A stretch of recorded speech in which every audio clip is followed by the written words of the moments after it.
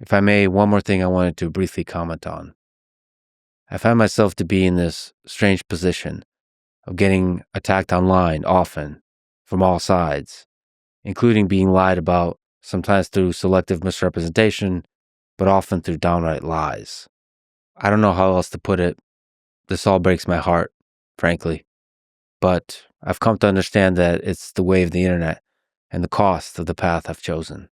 There's been days when it's been rough on me mentally. It's not fun being lied about, especially when it's about things that are usually, for a long time, have been a source of happiness and joy for me. But again, that's life.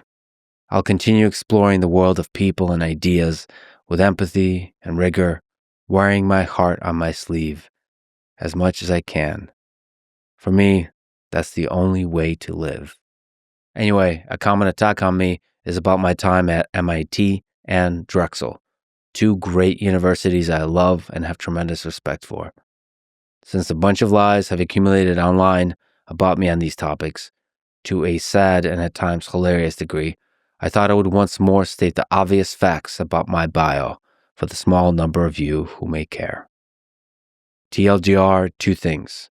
First, as I say often, including in a recent podcast episode that somehow was listened to by many millions of people, I proudly went to Drexel University for my bachelor's, master's, and doctorate degrees.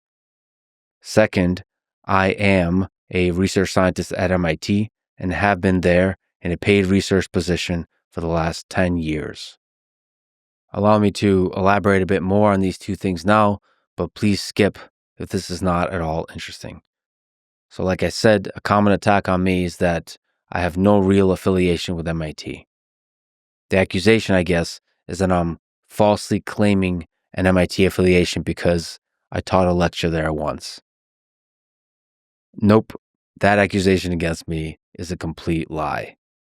I have been at MIT for over 10 years in a paid research position from 2015 to today.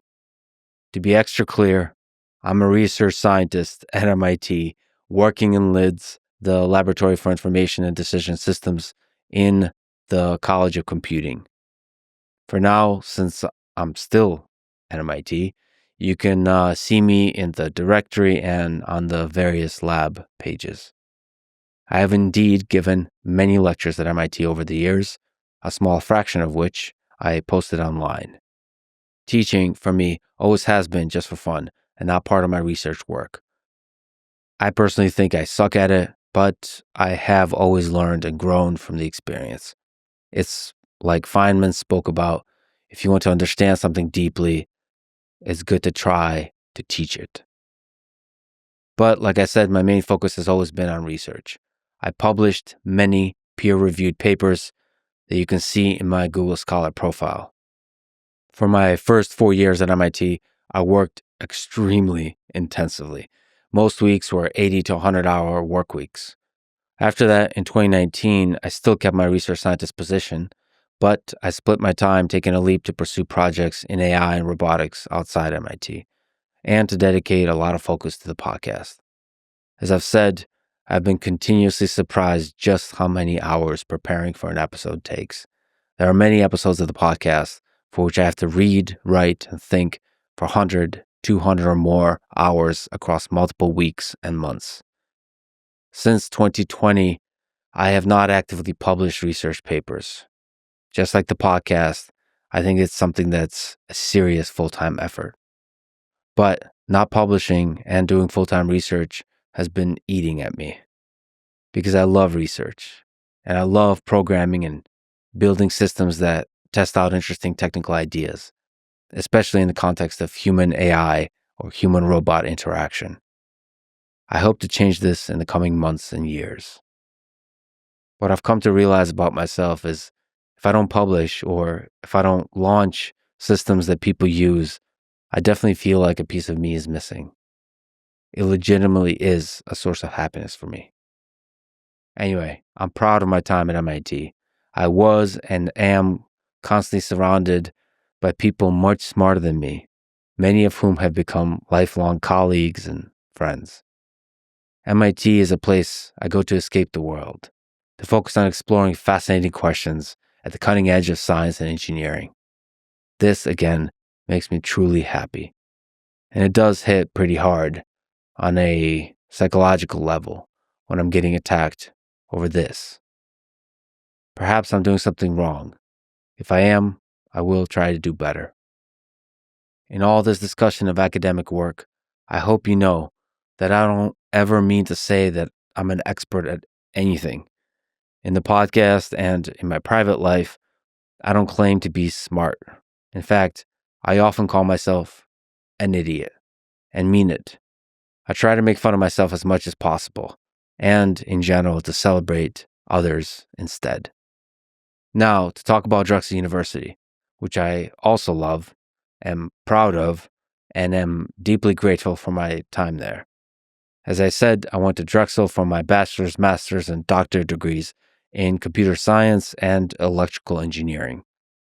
I've talked about Drexel many times, including, as I mentioned, at the end of a recent podcast, the Donald Trump episode, funny enough, that was listened to by many millions of people, where I answered a question about graduate school and explained my own journey at Drexel and how grateful I am for it.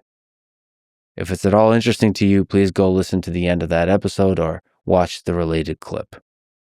At Drexel, I met and worked with many brilliant researchers and mentors from whom I've learned a lot about engineering, science, and life. There are many valuable things I gained from my time at Drexel. First, I took a large number of very difficult math and theoretical computer science courses.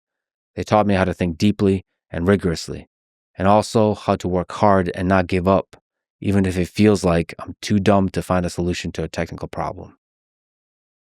Second, I programmed a lot during that time, mostly C, C++. I programmed robots, optimization algorithms, computer vision systems, wireless network protocols, multimodal machine learning systems, and all kinds of simulations of physical systems. This is where I really develop a love for programming, including, yes, Emacs and the Kinesis keyboard. I also, during that time, read a lot. I played a lot of guitar, wrote a lot of crappy poetry, and trained a lot of in judo and jiu-jitsu, which I cannot sing enough praises to. Jiu-jitsu humbled me on a daily basis throughout my 20s, and it still does to this very day whenever I get a chance to train. Anyway, I hope that the folks who occasionally get swept up in the chanting online crowds that want to tear down others don't lose themselves in it too much. In the end, I still think there's more good than bad in people.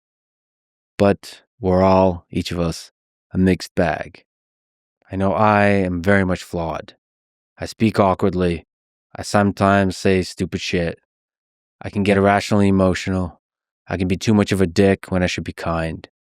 I can lose myself in a biased rabbit hole before I wake up to the bigger, more accurate picture of reality. I'm human. And so are you. For better or for worse. And I do still believe we're in this whole beautiful mess together. I love you all.